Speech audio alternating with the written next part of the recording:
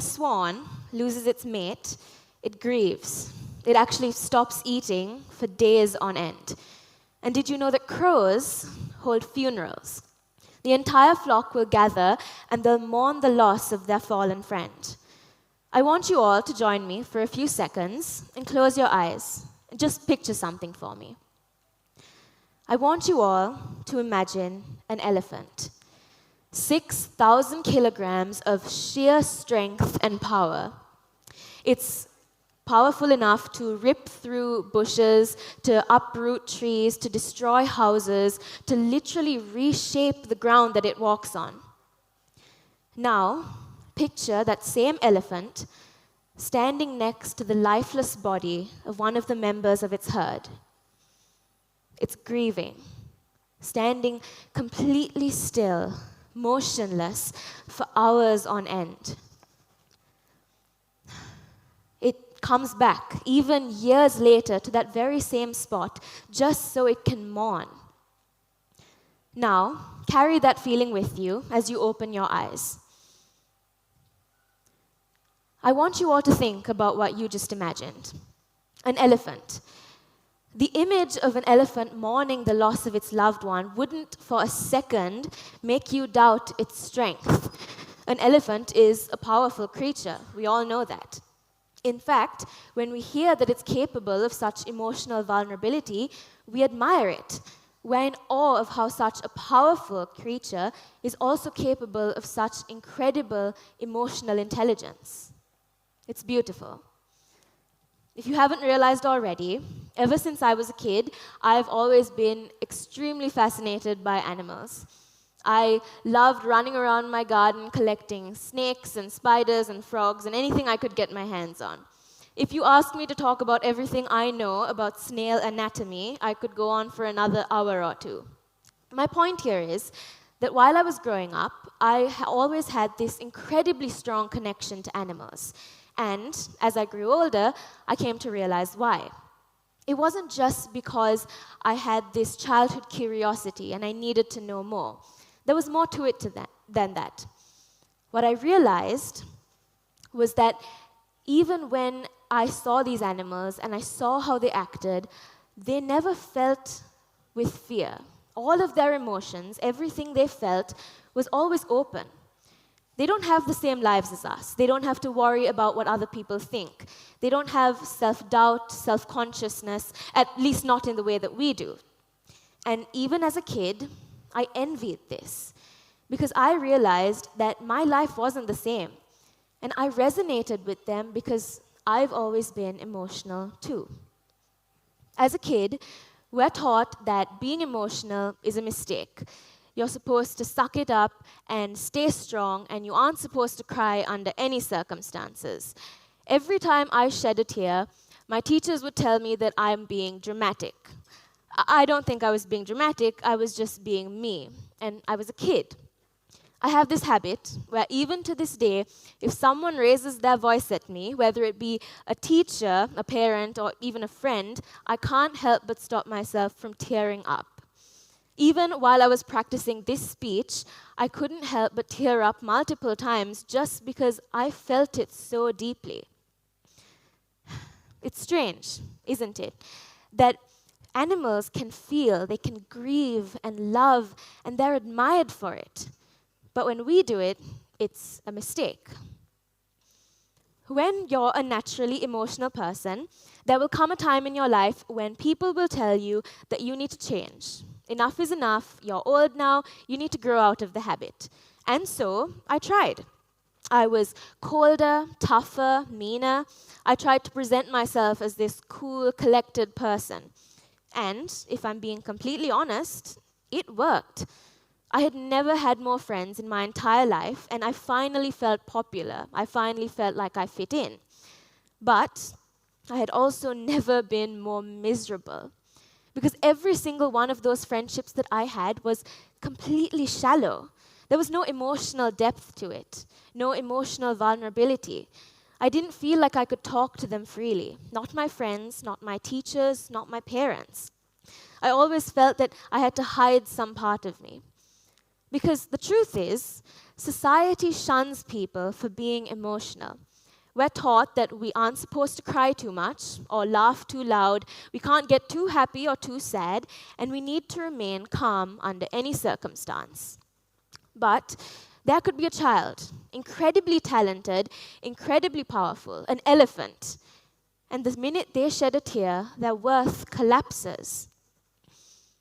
I mean, let's have a show of hands for everyone in the audience if you've ever pretended to be fine just because you didn't want to seem dramatic.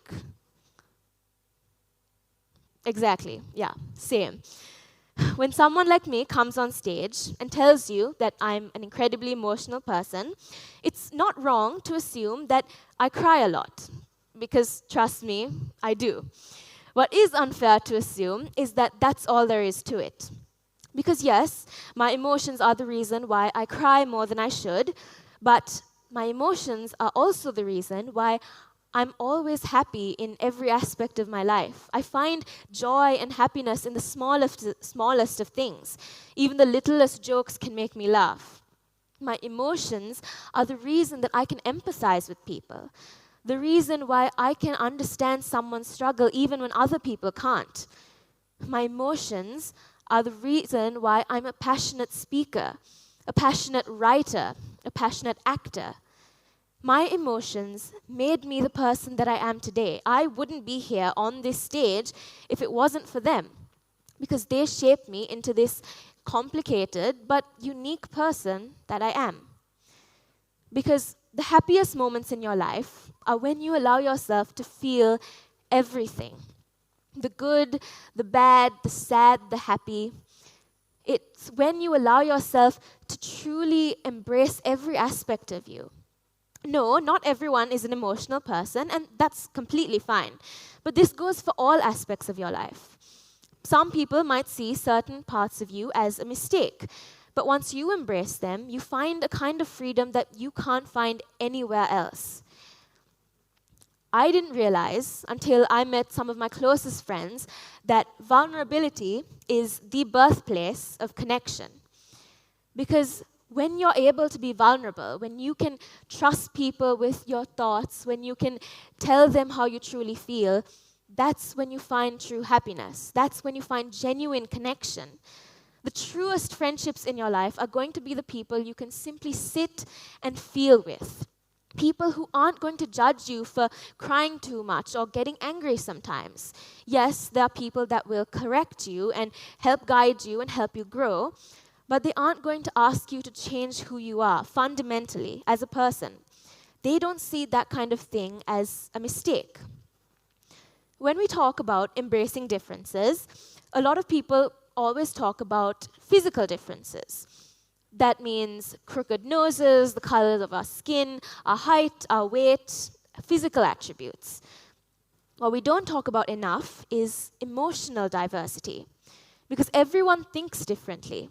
We feel differently, we act differently, and that matters more than any physical attribute of yours ever could. There could be people who are emotional like me, some who aren't emotional at all. That never makes one person better than the other. Because the truth is, we all come together to make this perfect mosaic of humankind. There might be some bright colors and some dull, but all of them play an important role in building this beautiful picture. Imagine a world where everyone was the same kind of emotional. Everyone was the same kind of sad, the same kind of happy all the time. We wouldn't have the life we have today. There'd be no music, no laughter, no art, no poetry, no joy. We wouldn't be able to live the lives we have because everyone would essentially be the same. It's these flaws and so-called mistakes that make us so beautiful because they make us different. And different doesn't mean bad. Different means unique. When we think about emotional versus emotionless, it brings up this complicated topic of perfectionism. Now, if being emotional is a spectrum, then in theory, there should be some perfect level of emotional, some perfect level that everyone should be all the time.